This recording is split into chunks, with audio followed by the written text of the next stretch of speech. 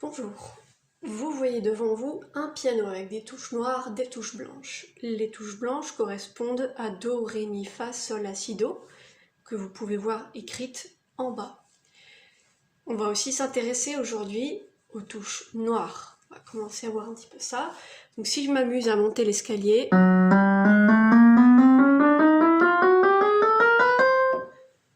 je me rends compte que à chaque fois, je joue une touche blanche, une touche noire, blanche, noire, etc. Il se trouve que entre deux notes tout à côté, il y a une marche d'escalier, donc un demi-ton. Dans la gamme de Do, il y a aussi des demi-tons. Si vous regardez entre Mi et Fa, ici, et puis entre Si et Do, c'est tout à côté. L'intervalle entre Mi, Fa et Si, Do est un demi-ton. Entre ces deux notes et entre ces deux notes. Une marche d'escalier. Maintenant, entre Do et Ré, il y a un ton. Pourquoi? Parce qu'entre Do et cette note-là, il y a une marche d'escalier, un demi-ton, et entre celle-là, une marche d'escalier, soit un demi-ton. Donc, un demi plus un demi, ça fait un ton. On va donc placer tous les tons. Entre Do et Ré, entre Ré et Mi, entre Mi et Fa, entre Fa et Sol, entre Sol et La, et entre La et Si. Voilà. Ça, c'est un schéma qu'il faut vraiment apprendre par cœur. Il faut savoir qu'entre Mi, Fa, Si, Do, il y a un demi-ton, et tout le reste, c'est un ton. Ton, ton, demi-ton, ton, ton, ton, demi-ton. Ce schéma-là s'appelle une gamme majeure. Do, Ré, Mi, Fa, Sol, La, Si, Do. Ça fait partie de la famille des gammes majeures. On dit que majeur, c'est plutôt joyeux, quoi. Do, Mi, Sol. Do, Mi, Sol, Do, Fa, La, c'est plutôt joyeux. En fait, ce qui va faire que c'est joyeux, c'est la tierce entre la première note et la troisième note, qui est une tierce majeure, mais ça, on aura le temps de le voir après. Donc, la gamme majeure. Ce que je vous propose maintenant, c'est de regarder un petit peu si je décide de vous jouer au clair de la lune en Do. Ça veut dire que Do soit la tonique, c'est-à-dire la note la plus importante de ma gamme, la première note, ça va donner ça.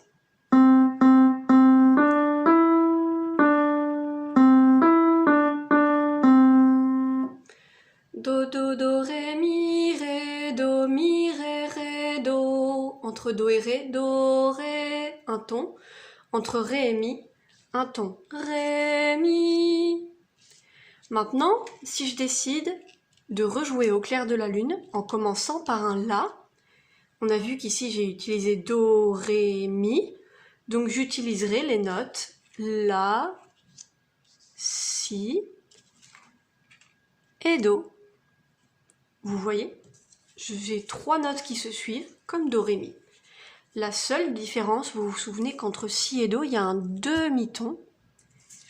Et entre La et Si, il y a bien un ton. Le demi-ton, on le voit ici. Vous voyez, entre Si et Do. Donc je vais jouer au clair de la lune avec ces trois notes. On va voir ce que ça va donner.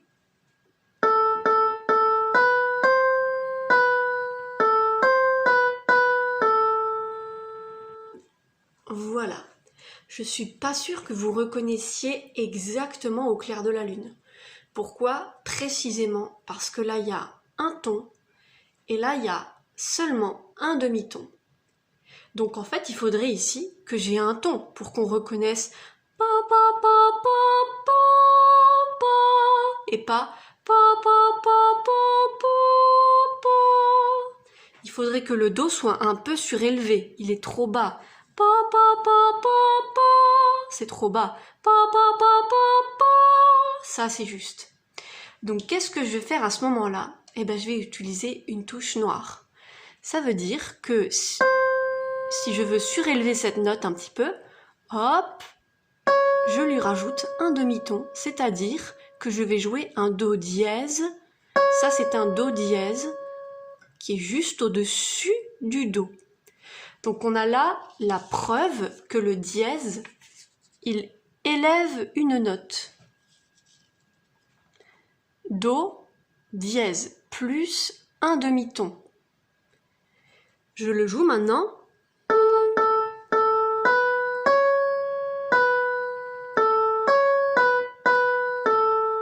Voilà. Et du coup, si je mets un Do dièse, c'est plus un demi-ton, c'est un ton que je vais avoir entre le Si et le Do. Donc, mon schéma ici est respecté. Ça s'appelle transposer une mélodie dans une autre tonalité.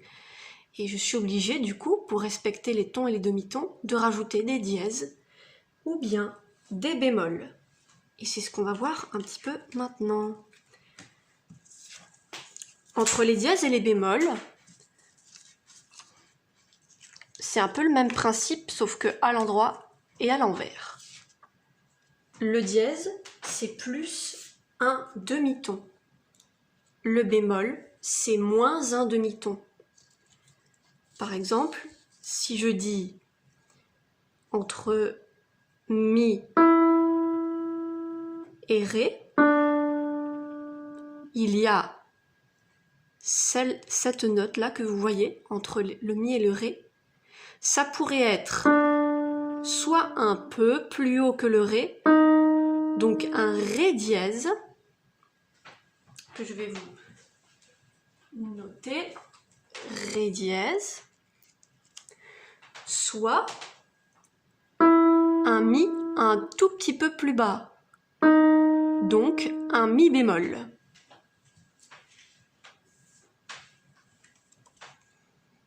Mi bémol. Alors là, hop, je vais mettre comme ça, parce qu'en général, on note toujours le dièse avant la note. On marque bémol mi et dièse ré. On ne met pas après. Vous remarquerez ça dans les partitions. Donc, mi bémol est égal à ré dièse. C'est exactement la même chose. Je prends un autre exemple. Si je dis, par exemple,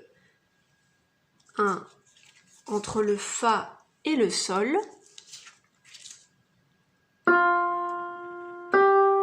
j'ai cette note-là. Cette note-là, c'est un Fa un peu plus haut d'un demi-ton. Donc ça, on va dire que c'est un Fa dièse. Et là, j'ai un Sol. Si je reprends la même note, c'est un petit peu plus bas que le Sol. Donc Fa dièse est égal à Sol bémol. C'est la même chose. Donc vous comprendrez que le bémol sert à descendre, je descends, et le dièse sert à monter, Fa, Fa dièse. Voilà pour les altérations. Donc les choses à retenir pour ce cours, c'est un petit peu de voir comment fonctionnent les tons, les demi-tons, de savoir qu'un dièse, ça monte d'un demi-ton, un bémol, ça descend d'un demi-ton, et puis se souvenir que la gamme majeure, c'est ton, ton, demi-ton.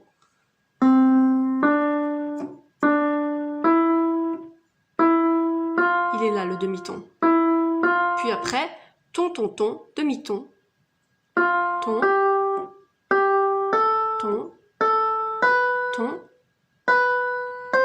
demi-ton. Ça, c'est le schéma de la gamme majeure. Voilà, j'espère que vous avez compris un petit peu. On reverra ça de toute manière après en présentiel. Bon courage!